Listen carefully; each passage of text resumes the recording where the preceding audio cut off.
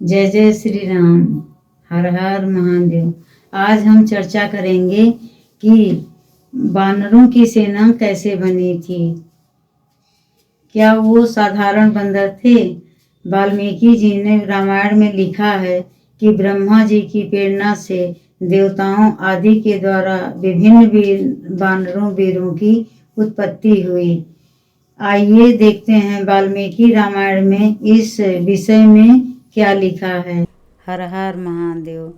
जब भगवान विष्णु महामनस्वी राजा दशरथ के पुत्र भाव को प्राप्त हो गए, तब भगवान ब्रह्मा जी ने संपूर्ण देवताओं से इस प्रकार कहा, देवगण, भगवान विष्णु सत्य, प्रतिज्ञ, वीर और हम सब लोगों के हितैषी हैं। तुम लोग इनके सहायक रूप से ऐसे पुत्रों की सृष्टि करो जो बलवान, इच्छानुसार रूप धारण करने में समर्थ, जानने वाले शूरवीर, आयु के समान वेगशाली, नीतिज्ञ, बुद्धिमान, विष्णु तुल्य पराक्रमी, किसी से परास्त न होने वाले, तरह तरह के उपायों के जानकार, दिव्य शरीरधारी तथा अमृत भोजी, देवताओं के समान 100 प्रकार की अस्त्र विद्या के गुणों से संपन्न हों। प्रधान अप्सराओं, गंधर्वों की स्त्रियों, पक्ष और नागों की कन्याओं, रीछों की स्त्रियों, विद्याधारियों, किन्नरियों तथा वानरियों के गर्भ से वानर रूप में अपने ही तुल्य पराक्रमी पुत्र उत्पन्न करो। मैंने पहले से ही रीछ राज जामवंत की सृष्टि कर रखी है। एक बार मैं जय भाई ले रहा था, उसी समय वह सहसा मेरे मुंह से प्रकट हो गया। भगवान ब्रह्मा के ऐसा कहने पर देवताओं ने अपनी आज्ञा स्वीकार की और वानर रूप में अनेकानेक पुत्र उत्पन्न किए। महात्मा, श्रेष्ठ ऋषि, सिद्ध, विद्याधर, नाग और चारणों ने भी वन में विचरने वाले वानर भालुओं के रूप में वीर पुत्रों को जन्म दिया। देवराज इंद्र ने वानर राज वाली को पुत्र रूप में उत्पन्न किया, जो महेंद्र पर्वत के समान विशालकाय और बलिष्ठ था। तपने वालों में श्रेष्ठ भगवान सूर्य ने सुग्रीव को जन्म दिया। बृहस्पति ने तार नामक महाकाय वानर को उत्पन्न किया, जो समस्त वानर सरदारों में परम बुद्धिमान और श्रेष्ठ था। तेजस्वी वानर गंधमादन कुबेर का पुत्र था। विश्वकर्मा ने नल नामक महान वानर को जन्म दिया। अग्नि के समान तेजस्वी नील साक्षात अग्निदेव का ही पुत्र था। वह पराक्रमी वानर तेज, यश और बल, वीर में सबसे बढ़कर था। रूप वैभव में संपन्न सुंदर रूप वाले दोनों अश्विनी कुमारों ने स्वयं ही मैंद और द्विवेद को जन्म दिया था। वरुण ने सुषेण नामक वानर को उत्पन्न किया और महाबली पर्जन्य ने सरभ को जन्म दिया। हनुमान नाम वाले ऐश्वर्यशाली वानर वायु देवता और औरख पुत्र थे। उनका शरीर वज्र के समान श्रेष्ठ था, सुदृष्ट था। वो तेज चलने में गरुड़ के समान थे। सभी श्रेष्ठ वानरों में वह सबसे अधिक बुद्धिमान और बलवान थे। इस प्रकार कई हजार वानरों की उत्पत्ति हुई। वह सभी रावण का वध करने के लिए उद्यत रहते थे। उनके बल की कोई सीमा नहीं थी। वह वीर, पराक्रमी और इच्छानुसार रूप धारण करने वाले थे। गजराजों और पर्वतों के समान महाकाय तथा महाबली थे। रीछह वानर तथा लंगूर जाति के वीर शीघ्र ही उत्पन्न हो गए।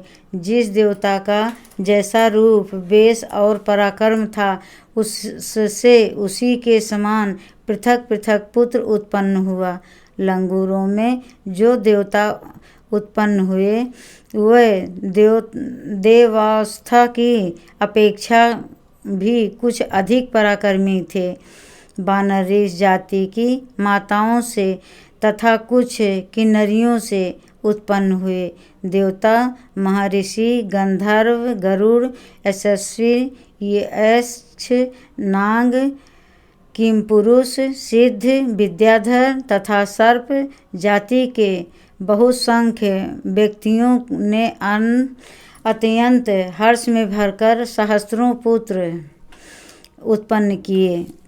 देवताओं का गुण गाने वाले वनवासी चारणों के ने बहुत से ही वीर विशालकाय वानरपुत्र उत्पन्न किए। वो सब जंगली फल मूल खाने वाले थे।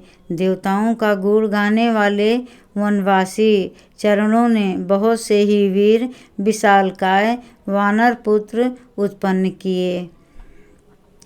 वह सब जंगली फल फूल खाने वाले थे। मुख्य अप्सराओं, विद्याधारियों, नाग कन्याओं तथा गंधर्व पत्नियों के गर्भ से भी इच्छानुसार रूप और बल से युक्त तथा स्वेच्छानुसार सर्वत्र विचरण करने में समर्थ वानर पुत्र उत्पन्न हुए। वह दर्भ और बल में सिंह के समान थे। पत्थर की चट्टानों से प्रहार करते और पर्वत उठाकर लड़ते थे। वह सभी नख और दांतों से भी शस्त्रों का काम लेते थे। उन सबको सब प्रकार के अस्त्र शस्त्रों का ज्ञान था। वह पर्वतों को भी हिला सकते थे और स्थिर भाव से खड़े हुए वृक्षों को भी तोड़ डालने की शक्ति रखते थे। अपने वेग से सरिताओं के स्वामी समुद्र को भी क्षुब्ध कर सकते थे। उनमें पैरों से पृथ्वी को विदीर्ण कर डालने की शक्ति थी। वह महासागरों को भी लांघ सकते थे। वह चाहें तो आकाश में घुस जाएं, बादलों को हाथों से पकड़ लें तथा वन में वेग से चलते हुए मतवाले गजराजों को भी बंदी बना लें। घोर शब्द करते हुए आकाश में उड़ने वाले पक्षियों को भी वह अपने सिंहनाद से गिरा सकते थे। ऐसे बलशाली और इच्छानुसार रूप धारण करने वाले महाकाय वानर यूथपति करोड़ों की संख्या में उत्पन्न हुए थे। वह वानरों के प्रधान यूथों के भी यूथपति थे। उन यूथपत्नियों ने भी ऐसे वीर वानरों को उत्पन्न किया था जो यूथों से भी श्रेष्ठ थे। वह और ही प्रकार के वानर थे। इन प्रकृत वानरों से विलक्षण थे। उनमें से सहस्त्रों वानर यूथपति ऋक्ष भगवान पर्वत के शिखरों पर निवास करने लगे। दूसरों ने नाना प्रकार के पर्वतों और जंगलों का आश्रय लिया। इंद्र कुमार वाली और सूर्यनंदन सुग्रीव के ये दोनों भाई थे। समस्त वानर यूथपति उन दोनों भाइयों की सेवा में उपस्थित रहते थे। इसी प्रकार के नल नील, हनुमान तथा अन्य वानर सरदारों का आश्रय लेते थे। वह सभी गरुड़ के समान बलशाली तथा युद्ध की कला में निपुण थे। वह वन में विचरते समय सिंह, व्याम और बड़े बड़े नाग आदि समस्त वन जंतुओं को रौंद डालते थे। महाबाहु वाली महान बल से उत्पन्न तथा विशेष पराक्रमी थे।